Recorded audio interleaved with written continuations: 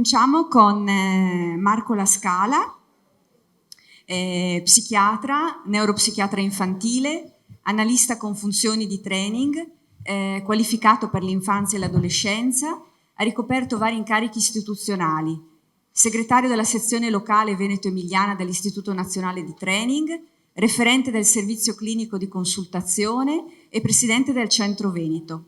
Si è occupato di patologie del narcisismo, stati limite e melanconia.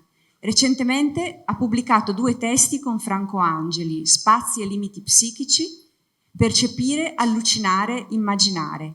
È inoltre curatore e coautore di numerosi libri, fra cui La nascita e la rappresentazione tra lutto e nostalgia, Le fonti dello psichico, Impasse in psicoanalisi e patologie narcisistiche, Pensare per immagini. La sua relazione è tormento narcisistico, delusione o ferita. Bene, buonasera a tutti, ringrazio gli organizzatori per avermi invitato e per come hanno costruito questa bella giornata di oggi. Allora, il riconoscimento del proprio sentire e rappresentare implica una bidirezionalità. Origina dall'esperienza di essere stati rispecchiati, nel senso winnicottiano del termine, di essere riconosciuti e di potersi riconoscere, ed è una elaborazione secondaria di quell'esperienza. Infatti essa porta, e possiamo supporre che conserverà anche nella vita adulta, l'impronta della funzione riflessiva svolta dall'oggetto nella relazione primaria.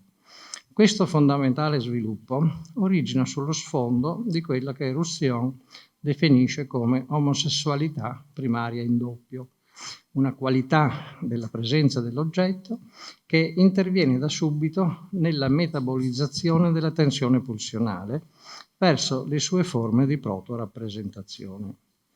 Nella costruzione dello spazio soggettivo, la riflessione, esperienza in cui la psiche e l'attività psichica prendono esse stesse come oggetto, permette all'infans di costruire e di appropriarsi soggettivamente della propria attività rappresentativa, promuovendo una graduale emergenza della simbolizzazione, la quale simbolizzazione, nella sua complessità, però, necessita anche della rappresentazione della stessa rappresentazione, cioè di una meta-rappresentazione. In questo senso Donnet la definisce appunto come un meta-processo.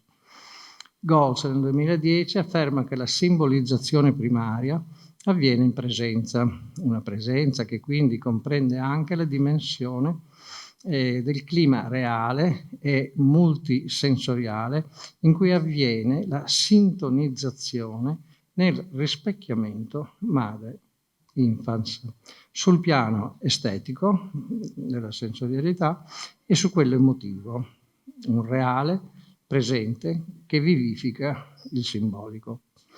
La relazione così offerta dalla madre, e quindi anche quella di un doppio che proprio in presenza riflette, avvallandolo, il sentire del bambino e offrendone una convalida. Non corrisponde alla restituzione di un identico assoluto, ma ad una rappresentazione simile, in parte dissimile, che articola il già conosciuto dell'identità di percezione con il non conosciuto e predispone a costruire un'alterità simbolica tollerabile, proprio perché è mediata dalla sua presenza, con cui avviene il fenomeno della sintonizzazione, fenomeno vicino a quello dell'intendersi freudiano. Questi processi di base, molto complessi, consentono una giusta quota di illusione nella creazione allucinatoria dell'oggetto soggettivo, che è percettivamente trovato, ma che viene anche soggettivamente creato. Tutto questo ci interroga ovviamente anche sulla qualità dell'assetto dell'analista in presenza, per la sua capacità e possibilità di orientarsi al rispecchiamento e all'uso che può fare della sua ricettività estetica ed emotiva durante la seduta. soprattutto con quei pazienti per i quali il radicamento al narcisismo è molto forte e il come se, indispensabile al costituirsi del transfert, non può adeguatamente svilupparsi. Credo che la delusione per una mancata risposta ad un'implicita richiesta del bambino, quando i suoi movimenti e i suoi messaggi non hanno avuto il riscontro, il ritorno necessari, si manifesti anche come sofferenza per non poter essere aiutato a sviluppare gli aspetti vitali e creativi di sé. E questo può accadere nel momento in cui l'ambiente non offre gli strumenti per poterlo fare, operando una sufficiente attività di rispecchiamento tale da permettere poi di interiorizzare quella autoriflessione di sé che permette al processo di autonomizzarsi. Mi riferisco ad uno specchio prima esterno e che poi per imitazione, interiorizzazione identificativa diviene interno e consente lo sviluppo della capacità riflessiva del sentito in via di rappresentazione, indispensabile e base per l'appropriazione soggettiva da parte dell'io. Psicopatologia. Mi sembra importante rilevare che nelle patologie non neurotiche, ma di tipo narcisistico identitario, la clinica ci mette quasi sempre di fronte a difetti di soggettivazione e a lacune nella simbolizzazione, tanto da spingere alcuni autori a ipotizzare in questi pazienti una delusione narcisistica primaria assieme allo sviluppo di nuclei melanconici. Scrive Roussillon, di fronte alla modalità di assenza dell'oggetto in presenza e quindi di fronte a questa forma di vuoto della presenza, del vuoto della risposta dell'oggetto e senza dubbio per proteggersi da una vita di rabbia impotente, il soggetto può anche incorporare il vuoto della risposta dell'oggetto, quando i movimenti e i messaggi del soggetto non hanno avuto l'eco atteso e fanno vivere al soggetto la minaccia e il rischio di spegnere lo slancio pulsionale del soggetto. L'ombra del silenzio dell'oggetto cade sull'io e installa una zona di vuoto materiale opaco duro al suo interno. Delusione o ferita. Credo sia importante distinguerle sia come genesi e sia come conseguenze. Rientra nella delusione quanto è determinato dalla pur inconsapevole aspettativa di un rispecchiamento e di una convalida di sé che non sono stati soddisfatti. Questa situazione non promuove la funzione rappresentativa simbolica vitale per lo sviluppo del soggetto, in quanto potenzialità che non evolve adeguatamente, ancora il soggetto all'identità di percezione e o al diniego delle percezioni, per difendere l'identico percettivo. Sul diniego delle percezioni è stato abbastanza parlato sia stamattina che oggi pomeriggio. Vorrei solo dire che è un meccanismo che riguarda un reale percettivo che investe la struttura dell'io da fuori e che ha una tale potenza perché non viene assunto dall'io che poi in qualche modo lo trasforma, come avviene nella rimozione. Nella rimozione passa dentro e poi viene trasformato e rimosso. Col diniego c'è una realtà esterna che rimane tale resta e quindi è un meccanismo molto dispendioso perché ci vuole un paraeccitatorio molto potente per poterlo lasciare fuori e comunque costituisce, non c'è un io che trasforma un contenuto, ma siamo nella situazione opposta, cioè un contenuto che modifica l'io. Quindi l'io lo subisce e l'io si trasforma nella sua struttura e viene modificato dal diniego delle percezioni, che, come diceva qualcuno, ha come conseguenza la scissione dell'io. Quindi ci troviamo un io diviso in almeno due io, e questa situazione dal punto di vista strutturale impedisce quello che Balsamo diceva stamattina, come la possibilità di maneggiare da parte dell'io di compiere un lavoro, ed è anche un io che è bloccato dal punto di vista temporale. E quindi può comportare inoltre un rafforzamento della difesa narcisistica, nel senso di una potente barriera psichica che rafforza l'autosufficienza. Ciò nonostante, la speranza viene comunque mantenuta come un affetto che è l'ultimo a morire. Il narcisista, come uno stato limite, ha aspettative magiche nei confronti dell'oggetto, tanto che, abilissimo nel cercare un partner complementare a queste aspettative, può talora instaurare relazioni caratterizzate da una complicità dalle note perverse anche nella richiesta di cura. Bisogna distinguere, dicevo, quanto ora descritto da quanto invece è andato oltre la delusione per la mancata risposta rispecchiante dell'oggetto, per quanto anch'essa traumatica, e ha comportato invece una vera e propria ferita per un pervertimento della funzione riflessiva. Quando cioè all'avvallo dei processi di percezione, rappresentazione del bambino, si sostituisce l'immissione intrusiva nell'infanzia di contenuti a lui estranei, provenienti unicamente dall'oggetto, che sono connessi appunto poi con la difesa del diniego. Insomma. Quanto più vi è un terreno già costruito, esito di un certo grado di sviluppo dell'io e della rappresentazione simbolica e dell'oggetto, assetto che pertanto è in grado di produrre la sostanza stessa dell'io, allora ha senso parlare di ferita e non solo di mancanza di quella indispensabile funzione di eco materna.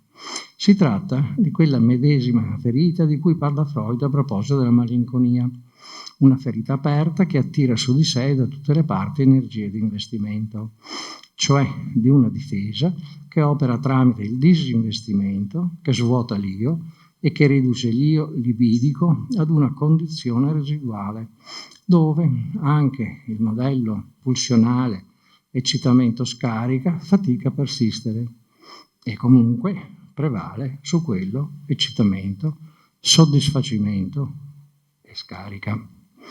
L'obiettivo indispensabile è il salvataggio dell'oggetto e l'unica possibilità di realizzarlo è una sorta di resa totale e annichilente ad esso. Ti salvo diventando te, come quando prima di riconoscerti come oggetto io ero te. Così non mi deludi e non mi ferisci più. Si realizza, cioè, una sostituzione dell'amore oggettuale con un'identificazione narcisistica.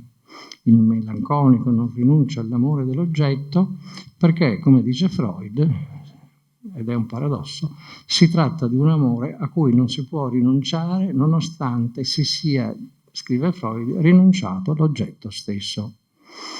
Inoltre le patologie narcisistiche da mancato e complicato rispecchiamento si possono mescolare con forme di disinvestimento che comportano il prevalere, anche transitorio, di un funzionamento melanconico. E in questo caso la speranza non è l'ultima a morire, perché essa è già venuta meno, come ha detto anche Rosenberg, ha scritto nel suo libro. La natura dell'investimento e il suo percorso. Dobbiamo anche considerare queste situazioni di impasse nella prospettiva pulsionale della seconda topica. La delusione per mancato rispecchiamento o ferita determinata dalla inversione dello specchio cioè l'immissione transpsichica di elementi intrusivi ed estranei da parte dell'oggetto, considerati in questa prospettiva, pongono al centro della questione l'avvenuto o non avvenuto impasto o legamento della pulsione di vita e di morte, sia per ciò che concerne il bambino, sia soprattutto per ciò che concerne la madre, vuoi al suo interno della madre, vuoi nel suo compito di favorire l'impasto per l'infans nella condizione di dipendenza primaria. Eros e Thanatos nelle situazioni di disimpasto pulsionale appaiono come collocati agli estremi di una coppia di opposti, senza mediazioni possibili e senza la possibilità di legarsi. Si crea così e si fissa una polarizzazione che lavora nel senso opposto a quello dell'impasto pulsionale. Alle origini la possibilità di un loro legame avviene attraverso quello che Freud ha definito come masochismo erogeno, cioè la possibilità di mantenere all'interno e di investire libidicamente anche una certa quota di dispiacere, base questa della successiva possibilità di legare Eros e Thanatos, piacere e dispiacere.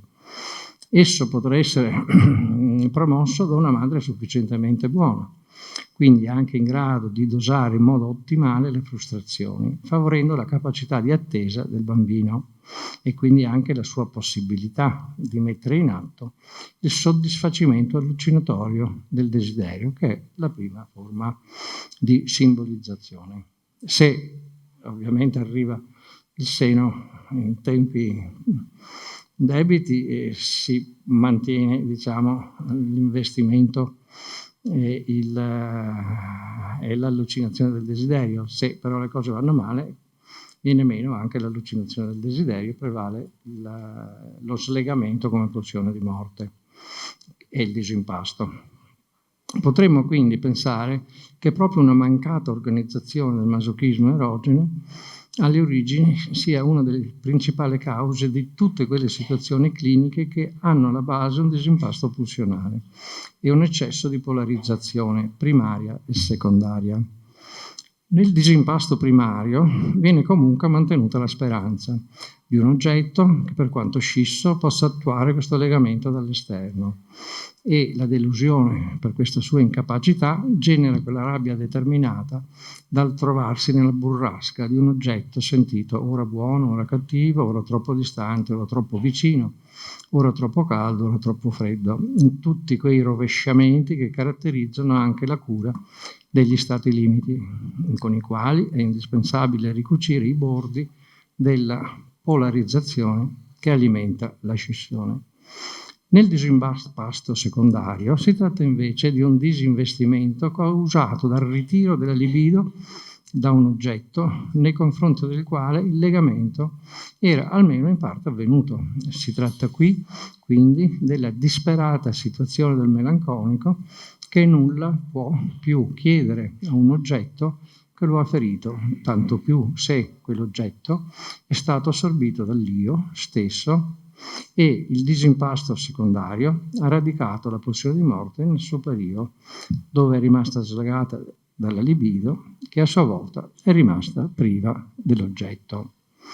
Il lavoro dell'analista, per concludere, nelle patologie non nevrotiche sarà quindi necessario lavorare non solo sulle particolarità dello sviluppo dell'organizzazione psichica conseguenti alla presenza-assenza dell'oggetto, ma soprattutto su quelle relative alla qualità della presenza dell'oggetto interno-esterno. Un oggetto che, pur presente, si può assentare rispetto ad aspettative e a funzioni fondamentali per lo sviluppo del sé e dell'io. Situazioni in cui nella relazione analitica, anche col paziente adulto, il fantasma dell'infans è continuamente presente, a convocare e coinvolgere l'analista in un ambito originario e primario. Salto per questione di tempo. Se l'interpsichico è protagonista nell'orientare l'analista nelle nevrosi, la relazione interpsichica, sempre ad esso correlata, si offre qui come un vertice di osservazione che vede l'analista impegnato nella autoanalisi degli elementi del paziente che a qualche livello lo toccano, talora anche soltanto attraverso canali sensoriali, senza passare attraverso le vie simboliche. Il passaggio al registro simbolico viene intuito dall'ascolto sintonico dell'analista, grazie alla sua sensibilità e alla sua capacità di trasformazione interna nell'ottica di un rispecchiamento e poi riproposto con le dovute cautele e accorgimenti tecnici al paziente. A proposito di questo rispecchiamento sintonico, mi viene in mente quanto è stato detto stamattina sulla connessione, sul connettersi in internet che sostituiva la soggettivazione, no? Però io credo che ci sia proprio una grande richiesta proprio di rispecchiamento che non passa attraverso la relazione con un adulto o con un altro, ma passa attraverso l'internet, passa attraverso i social, dove la richiesta è quella di connettersi, di sentirsi parte, di potersi rispecchiare in... sono tutti bisogni sottratti alla relazione e messi nei social, o in internet, eccetera. Però questa funzione rappresentativo-simbolizzante avvicina l'analista in seduta alle figure di riferimento che all'origine hanno il compito di promuovere nell'infas la trasformazione degli elementi affettivi e sensomotori. E questo ci induce allora a interrogarci sulla qualità dell'ascolto e della restituzione dell'analista in co-interazione, nell'hic et nunc, in cui la relazione primaria si propone soprattutto in quei setting analitici che permettono nella regressione, come quello analitico più sedute, l'avviarsi di un lavoro in doppio. E di questo ci hanno parlato i Botellà. Quando la psiche dell'analista letteralmente collabora al processo di messa in forma di ciò che nel paziente è solo ad uno stato potenziale. Concludo con 2 osservazioni. La prima riguarda il fatto che l'assetto dell'analista non sia completamente saturato nel suo collocarsi nell'area delle relazioni oggettuali e del transfert. Elementi questi che pur di grande rilevanza lo pongono però in una posizione differenziante e che lo possono sottrarre ad un assetto metaforicamente rispecchiante che avvalora, contiene e conferma l'osservarsi e l'autosservarsi del paziente, sostenendole quella significazione che contribuirà a soggettivarlo. Altrimenti anche l'analista, come Narciso nel mito, che vuole toccare l'immagine riflessa nell'acqua, non sapendo ancora che è la sua, rischia nel tentativo di vedere e toccare il paziente, credendo che sia altro da sé, di toccare invece solamente l'immagine di se stesso nella propria fonte controtransferale. La seconda osservazione che va a concludere questo scritto riguarda il masochismo erogeno, che è un qualcosa che ha a che vedere col paziente tantissimo e che esprime in pieno il disimpasto pulsionale del paziente, che però investe come trauma il paziente, ma il paziente trasmette questo trauma all'analista e anche l'analista si ritrova nel proprio assetto in una situazione molto difficile per riuscire a uscire dalla condizione di masochismo e di trovare le componenti erogene del proprio masochismo. E questo implica, è incredibile a dirsi, ma implica sempre un tempo di elaborazione molto difficile, perché l'analista ritrovi quell'assetto che poi gli permetta di investire il proprio assetto in una forma rispecchiante. Basta, mi fermo qua.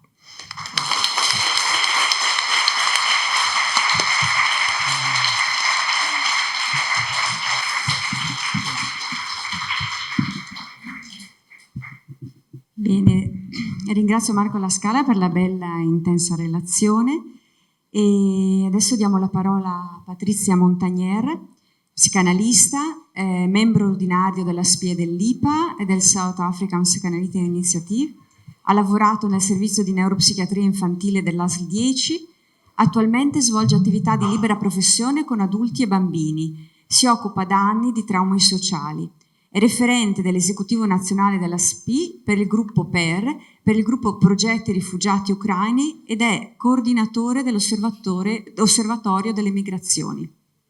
La sua relazione è illusione e speranza nel percorso della migrazione. Grazie. Intanto grazie agli organizzatori che hanno così tanto lavorato per questo convegno. Io parlerò del tema di cui mi sto occupando da parecchi anni e ne parlerò un po' come un insieme di voci, come un racconto di voci.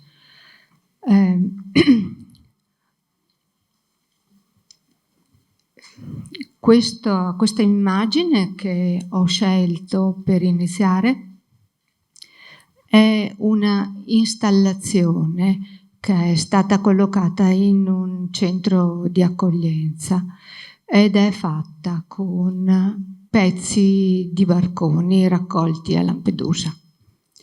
Comincerò con una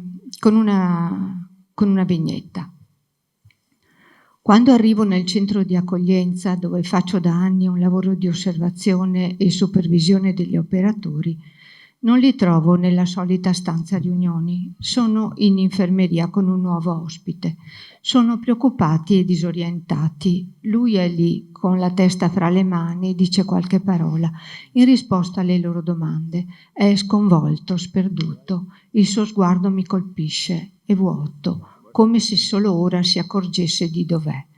Senza speranza. Verrò a sapere poi che Ahmed, così lo chiamo, è arrivato in Italia con i barconi da pochi giorni. Viene da un paese dell'Africa sud-occidentale, ha attraversato il Niger, il Mali, la Libia e è arrivato in Tunisia. Non sappiamo bene quanti mesi o anni di viaggio, che cosa ha passato, quanta sofferenza, ma lo immaginiamo benissimo. È uno dei tanti che ne ha viste di indescrivibili, di inimmaginabili, un enorme carico di disumanità. Ormai siamo abituati a sentire questi racconti, purtroppo, come se non riguardassero esseri umani, ma merci con destinazione incerta. Lì, in Tunisia, in attesa di poter trovare una barca che lo portasse in Europa, perché a loro non interessa venire in Italia, interessa venire in Europa. Ha incontrato una ragazza di un altro paese dell'Est Africa e hanno fatto la traversata insieme. Lei è stata portata in un centro del nord Italia, lui invece al sud, e lui è riuscito a venire qui adesso per rivederla, ma lei non vuole continuare la loro storia, che forse non è una storia, ma soltanto un pezzo di strada insieme. E lui ha perso la sua ancora, il suo riferimento, forse quello esterno, che aveva a che fare con quello interno, penso. Ha perso la speranza. E sono sperduti anche gli operatori. Assistiamo all'ennesimo crollo della speranza. Come si riuscirà a aiutarlo? Sarà in grado, anche grazie al supporto che gli offrono, oltre all'intervento medico che intanto è stato chiesto, di superare questo momento così terribile? Riuscirà a trovare un po' di forza, quella che lo ha sostenuto in tanti mesi di viaggio? O è uno distrutto che non troverà collocazione, ma soltanto un momentaneo luogo per sopravvivere? E gli operatori sapranno aspettare e lasciare che le risorse, se ci sono, si riattivino? Saranno in grado di individuare e offrire quegli interventi minimi ma essenziali per recuperare la speranza? Speranza, definizione, sentimento di aspettazione fiduciosa nella realizzazione presente o futura di quanto si desidera. Questo dice il dizionario. Nel lavoro con profughi e immigrati, il recupero o il mantenimento del senso di speranza rappresenta un elemento importante che condiziona il reinserimento nella nuova realtà sociale e ambientale. La speranza è un sentimento umano. implica concetti che la psicanalisi ha approfondito come la fiducia, il desiderio, il senso del tempo. Uno degli obiettivi che ci poniamo nel lavoro con profughi e migranti può essere quello di far rinascere un sentimento di speranza. Ne parla Winnicott. Mi riferisco a lui perché è uno psicoanalista che ne parla in termini espliciti.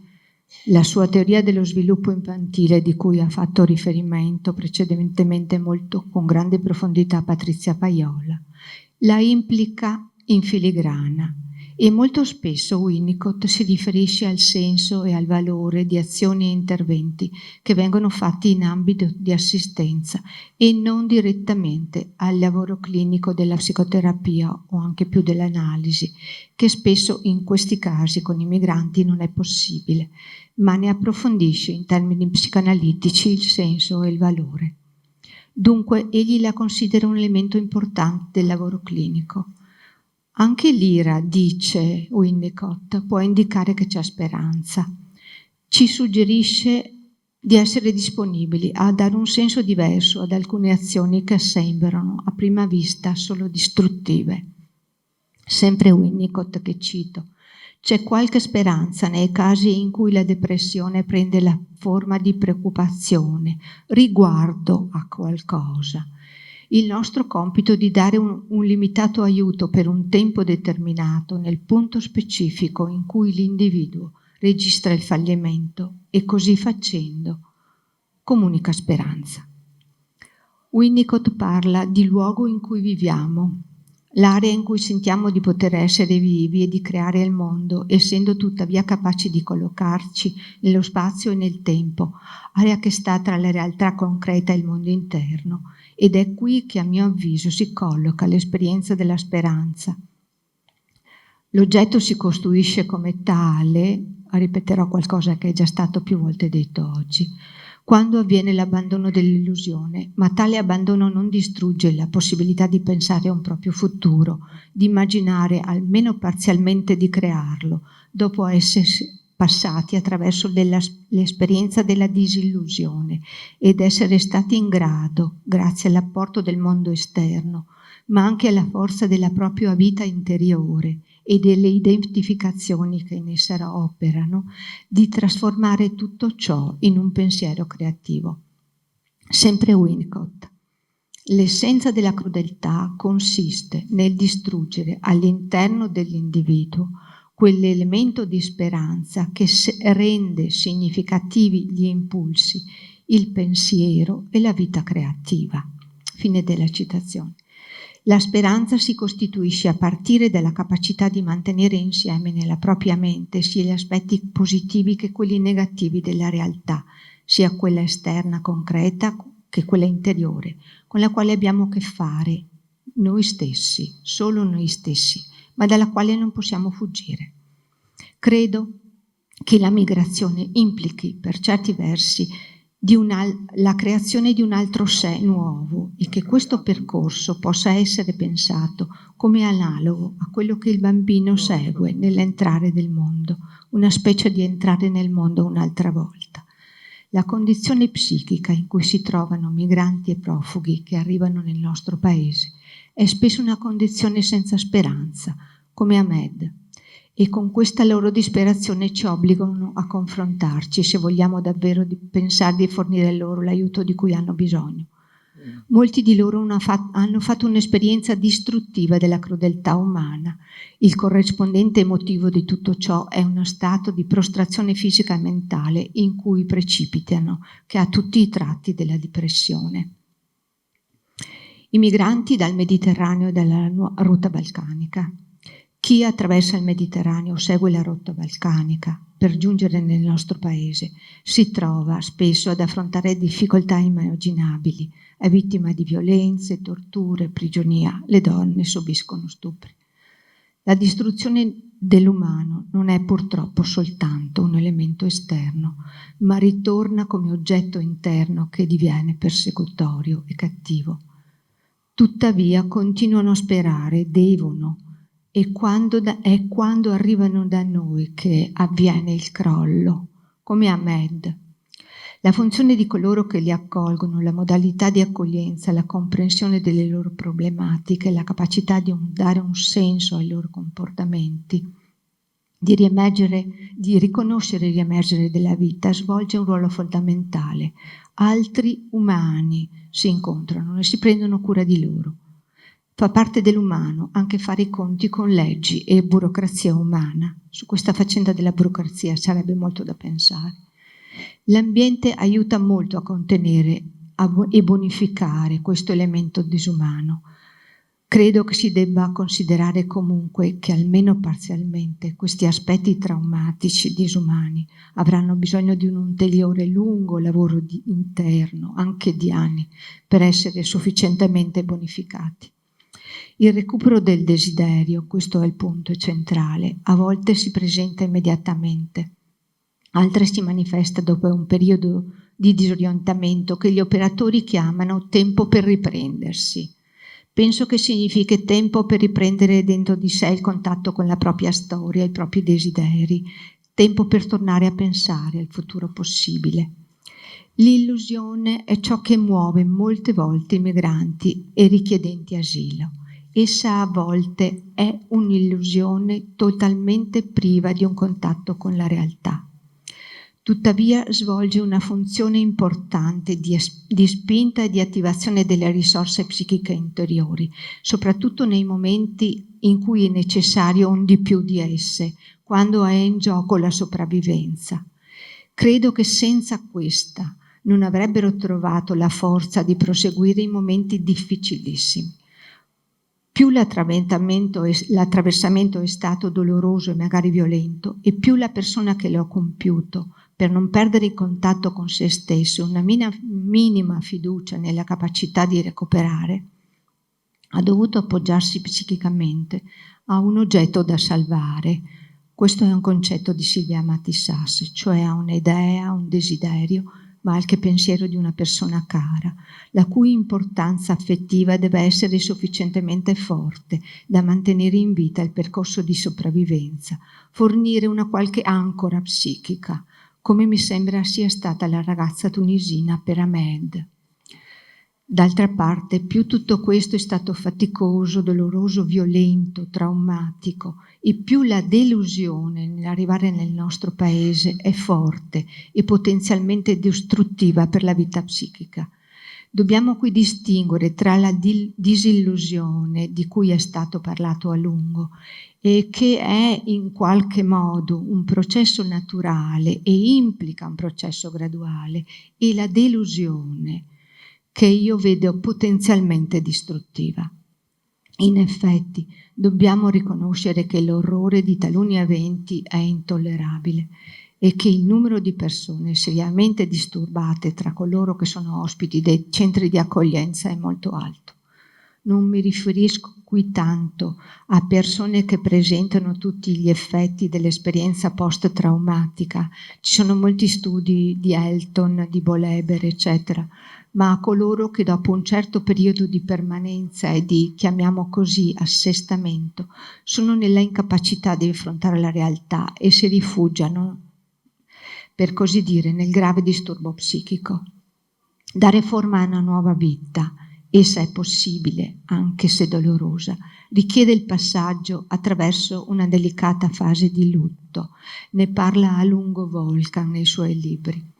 La perdita dei legami passati lontanissimi è dolorosa, anche quanto la spinta è data solo dalla speranza di sopravvivere, almeno questo sembra. Tuttavia questo percorso deve essere fatto, perché non è mai soltanto sopravvivere, è anche sempre per sperare di tornare a vivere. All'interno dei centri di accoglienza, quando viene dato sufficiente ascolto e attenzione a questi bisogni psichici da parte di un altro essere umano, questo passaggio viene favorito e si assiste a un rinascere della speranza. Quello che cerchiamo di fare è pensare e individuare le azioni minime ma indispensabili. È un percorso molto faticoso, anche il nostro, ma quando ce la fanno è una grande gioia. e anche abbiamo un po' di dispiacere quando se ne vanno, come succede per i genitori che sono felici e anche un po' triste quando i figli se ne vanno. Non sempre, ma a volte ce la fanno. Trovano un lavoro, trovano un posto dove vivere, magari una ragazza o un ragazzo e ricostituiscono un futuro. Non tutti, naturalmente. Faccio adesso un accenno ai profughi ucraini. Ne accenno soltanto perché è una situazione che meriterebbe una lunga e approfondita riflessione. Lo faccio per 2 ragioni. La prima perché ho osservato che la condizione psichica nella quale si trovano i profughi ucraini è diversa e paradossalmente talvolta molto difficile e il nostro lavoro con loro ci obbliga a rivedere le nostre conoscenze sulla dimensione psichica del passaggio. L'altra è data dal fatto che si tratta di una vicenda che ha attraversato la realtà italiana come una meteora e ora è caduto su di essa un profondo silenzio. Ma non è un'esperienza finita, è ignorata, denegata. Tutto ciò che comporta questo silenzio è che la cancella. Attualmente in realtà si stima, perché non abbiamo più neanche conti, che ne siano rimasti oltre 1/3 di quelli arrivati all'inizio. Ad essi sono applicate le stesse regole imposte a tutti i richiedenti asilo attualmente e le difficoltà con la burocrazia, ancora una volta la burocrazia, sono enormi. Per la maggior parte di loro il desiderio più grande è quello di poter tornare a casa, ritrovare i luoghi, il lavoro e gli affetti e riprendere un percorso che la guerra ha brutalmente interrotto.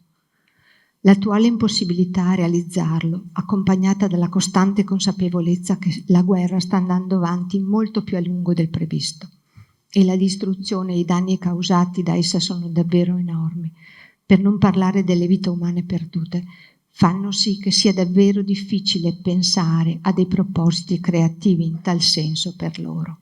Il risultato più delle volte è l'immobilità, l'attesa, la tristezza e il dolore. La mia idea è che nel lavoro con loro si tratti prima di riconoscere, prima di tutto di riconoscere e mantenere viva la speranza che la guerra finirà, che l'Ucraina tornerà a essere un paese libero e che gli ucraini potranno rientrarvi e ricostruirlo per tornare definitivamente o soltanto per rivedere i loro cari. Questo desiderio è la base. Non rappresenta soltanto una realizzazione concreta, ma costituisce, a mio avviso, un elemento interiore fondamentale su cui è costituita l'identità del singolo, la sua storia personale, familiare e sociale in questo momento. Non ci stupisce quindi l'intensità dei sentimenti di odio e di rabbia che manifestano nei confronti della Russia. Credo facciano proprio parte della possibilità di sentire e mantenere viva la speranza di proteggere o ricostruire questo oggetto interno fondamentale per la loro identità. Anche l'intervento clinico con alcuni di loro non può prescindere da questo desiderio e deve stare in uno spazio-tempo in cui questo sia riconosciuto e rispettato come elemento di speranza. Solo alcune considerazioni finali. Le considerazioni che vi ho presentato ci pongono, credo, molti interrogativi come psicoanalisti su quale possa essere la strada da percorrere per dare supporto al processo di mantenimento e di ricostruzione del senso di speranza in migranti e profughi. Se riconosciamo, come io credo, che le attività che si situano in quella che Winnicott definisce area transizionale, intendo prima di tutto il lavoro, ma anche altre attività come la musica, l'arte, la cultura, la poesia, eccetera. Se pensiamo che queste costituiscano un elemento di valore per il recupero della speranza, mi sono chiesta che cosa si fa perché vengano sostenute nei confronti dei migranti. Esse sono assolutamente importanti perché contribuiscono non solo a collocarsi qui ora nella realtà, ma lo fanno consentendo comunque di mantenere una pellicola di protezione del proprio mondo interno, che è fondamentale per i migranti, e tutelare la continuità del senso di sé, della propria vita e del proprio futuro. Grazie.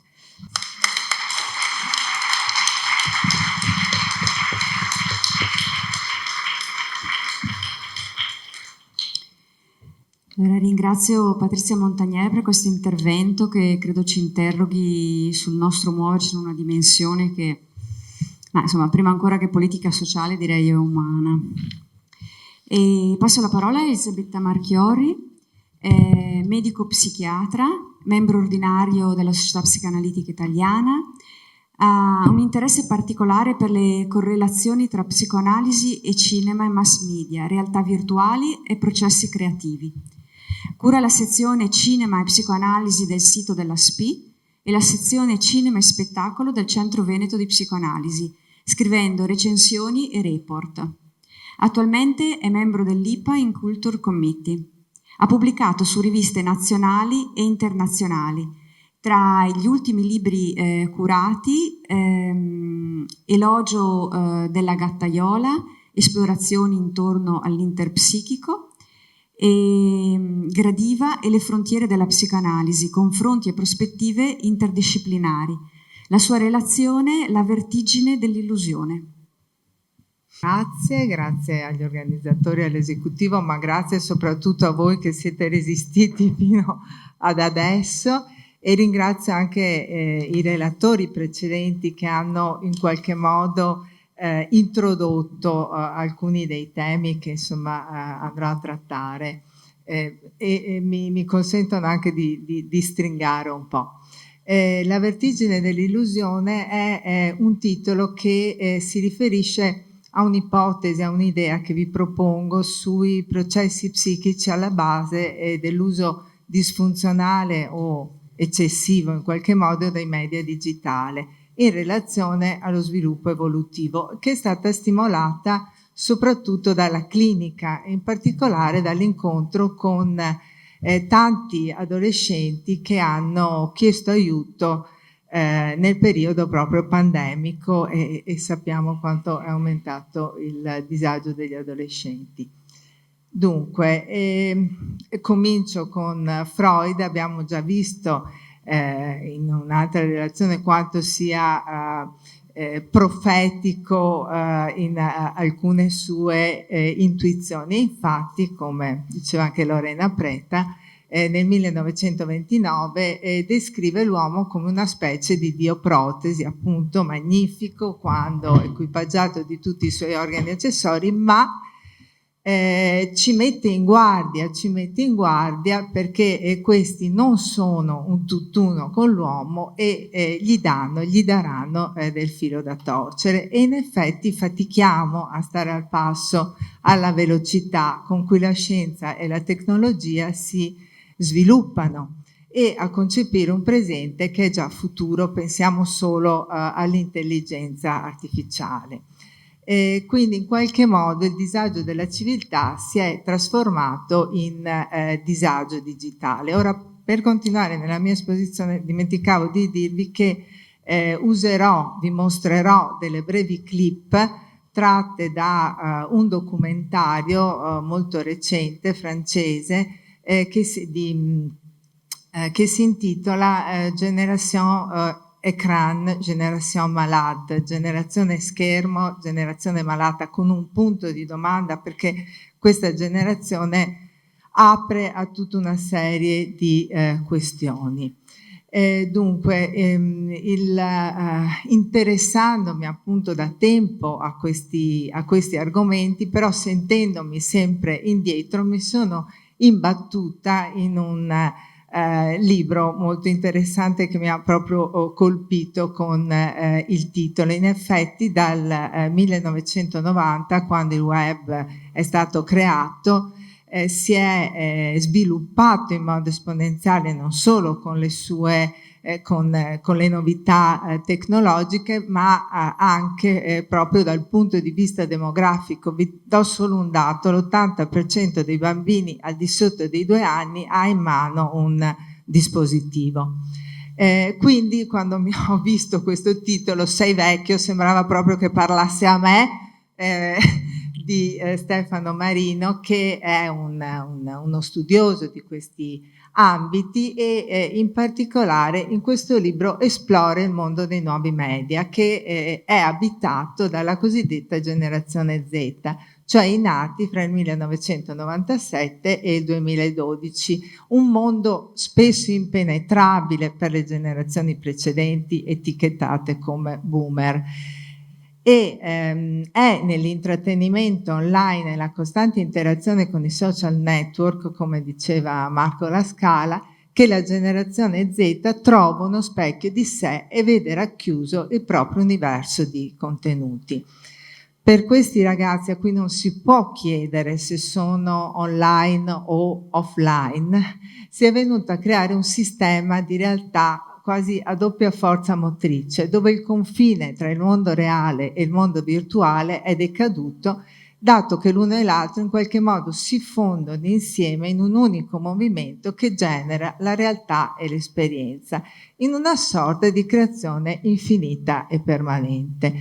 Tuttavia, l'utilizzo di questi strumenti e del viversi online in modo creativo sono tali se una realtà non esclude l'altra, naturalmente. Se questo accade, lo schermo diventa una sorta di Black Mirror. Qualcuno ha parlato di buchi neri, di specchio nero, mi riferisco alla serie cult televisiva, ma insomma che rimanda al potere immersivo, ipereccitante e soverchiante di contenuti da cui il soggetto viene letteralmente risucchiato, come nel profetico film di Cronenberg, che forse alcuni di voi conoscono, i più vecchi sicuramente, Videodrome del 1983.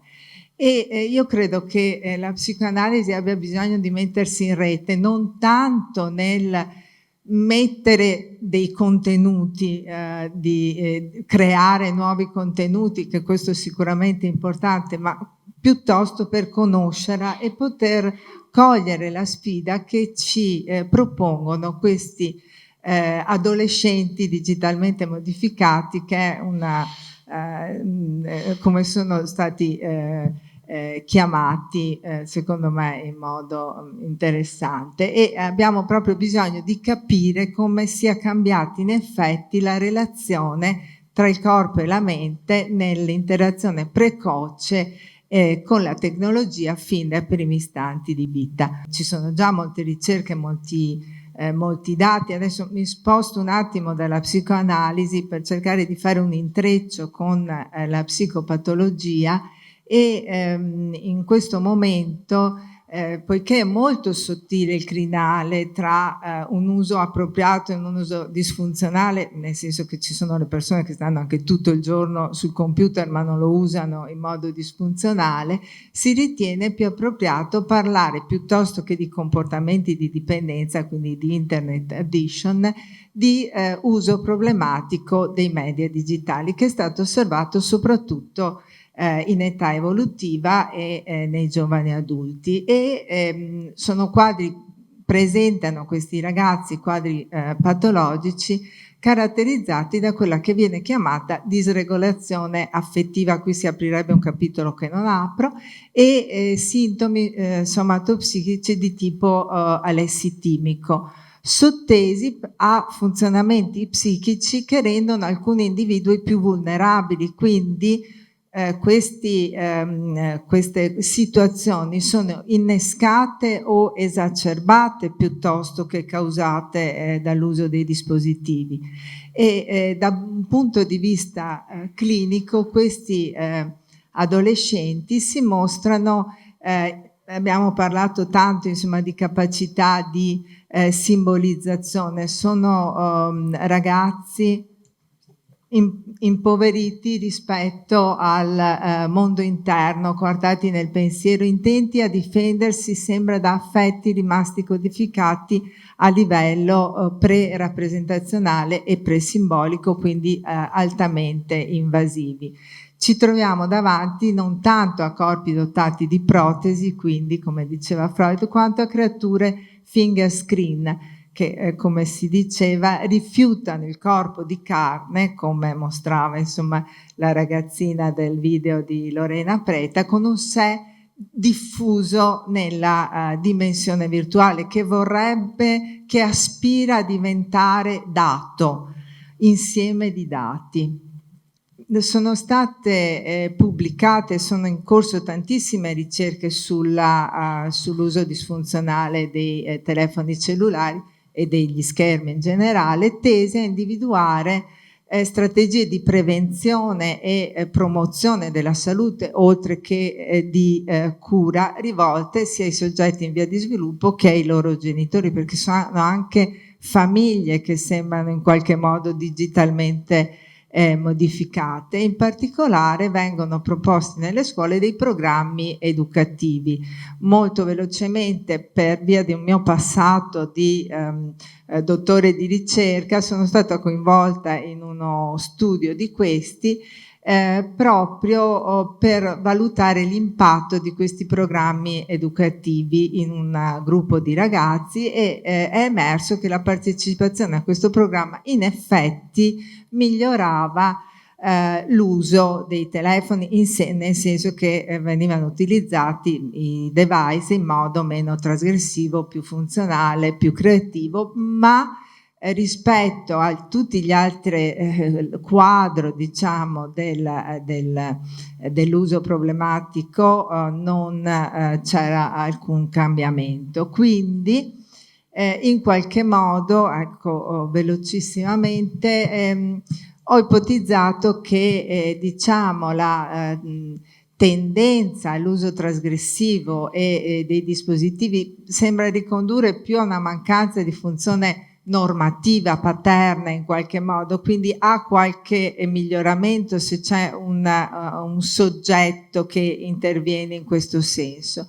mentre ho pensato a una mancanza, ma questo lo accennava anche Marco e altri prima di me, di un qualche fallimento dello sviluppo primario. Mi riferisco naturalmente a Winnicott, ne avete parlato tanto, quindi non mi dilungo, starei sul concetto di acquisizione del senso di realtà che, come sappiamo bene, è mediata dall'illusione nell'area dello spazio transizionale. La madre ambiente ha la funzione di somministrare al bambino una dose di realtà attraverso tutti i sensi, la vista, l'olfatto, il tatto, il gusto, che corrisponde alla capacità del bambino di accettarla fino a portarlo a giocare poi a tutto quello che abbiamo sentito oggi, ma da tempo alle due dimensioni dell'illusione fantasia e della madre ambiente realtà si è aggiunta la dimensione del virtuale. Ok, vado a concludere. Quindi ho immaginato che fosse proprio nell'immersione dello schermo che avvenisse questa vertigine dell'illusione, questo collasso, quando la realtà oggettiva, la cosa che ha odore, sapore e consistenza, è sostituita da contenuti sempre più intensi, vorticosi e intangibili. Avviene nella dislocazione tra la dimensione degli oggetti reali e quella degli oggetti virtuali, dove esiste il paradosso di una vicinanza che è nel contempo distanza. Questi adolescenti sembrano soffrire di una sorta di patologia della normale maturazione dei fenomeni transizionali, come ipotizzava la McDougall rispetto alla dipendenza. Privati dell'area dell'illusione, a fronte di una realtà sempre più traumatica, e di questo abbiamo parlato, cercano un soddisfacimento dei bisogni narcisistici e oggettuali negli schermi che stimolano l'area cerebrale della ricompensa, fornendo una gratificazione immediata ma transitoria, e si sostituiscono alla sensorialità di un sorriso, di una critica, all'ascolto di una voce o di uno sguardo. Dunque, questi ragazzi con i loro genitori e gli adulti di riferimento, diciamo che abbiamo bisogno di un'educazione a questo livello, dobbiamo conoscere le cose e essere consapevoli senza demonizzarle assolutamente, ma non basta, si impone un lavoro di simbolizzazione e questo in qualche modo è a nostro carico. E quindi dobbiamo chiederci se questi adolescenti, che io chiamerei piuttosto in modificazione, abbiano trovato nel virtuale un rifugio temporaneo del loro dolore evolutivo, oppure siano già scivolati in una dimensione totalizzante e permanente. Dobbiamo chiederci se noi come psicoanalisti siamo sufficientemente modificati per offrire a loro l'opportunità di ricreare quell'illusione di cui hanno bisogno attraverso una funzione transizionale. E infine dobbiamo chiederci fino a che punto la nostra regolazione emotiva controtransferare può tollerare il senso di vertigine e di impotenza che li accompagna. Grazie davvero dell'attenzione.